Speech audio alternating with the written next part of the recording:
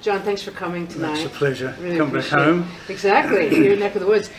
We are in a bind in Australia on climate change. We cannot get action happening on either party. We're lacking in leadership. The rest of the world is moving fast.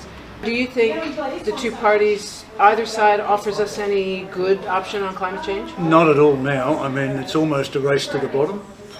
You can be tougher on climate and do more for the coal industry or the fossil fuel lobby more broadly. So, no, I mean, they've had a unique opportunity, the opposition's had a unique opportunity to differentiate their product. They've backed off to where they were at the last election. And of course, Morrison doesn't want to do anything, God will fix it. Do you think, John, opportunity-wise, from an economic point of view, what are we missing out on by not acting? Well, I go back to when I started in this debate in the late 80s, early 90s. We had a party position, 20% cut in emissions by the year 2000 off a 1990 base. If we'd done that each decade since, we'd be at less than half our Paris commitments already in 2020. And we would have had hundreds of thousands of new jobs and billions of dollars of growth and investment. So we've squandered that opportunity. And all but for a few years over that entire 30-year period has there been any sort of agreement between the two major parties.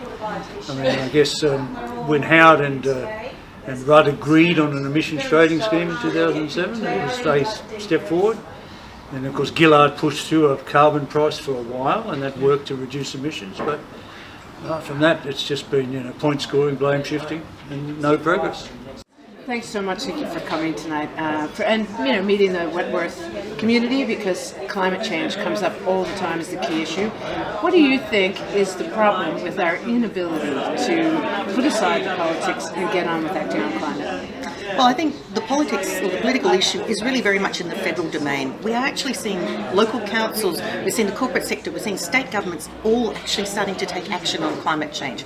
There seems to be this mindset that they can't get over the past thinking that acting on climate will cost too much. They don't understand all of the opportunities of investing in a clean future, and nor do they seem to be taking note of the terrible costs of inaction. I mean, it is astronomical, and it's not on the never never anymore. It's right here and right now. So I don't know what's stopping that, but we just got to keep getting the message out there that there's this global pressure now. And we're seeing this, the International Energy Agency, the latest G7 communique on we must act. Australia's being left behind. Everybody else is doing this. So I think the pressure will continue to build. There's huge opportunities. When I was at Deloitte Access Economics last year, we did a lot of modelling around this, and the investment opportunity over the next couple of decades, nearly 700 million in additional GDP, over 250,000 new jobs, and we can see this already happening in the green economy in the UK, where they are promoting these sorts of industries. So it's not just pie in the sky. We're seeing it happen in other countries already. There's a massive opportunity for us. Authorised by D. Burridge, Bondi Junction.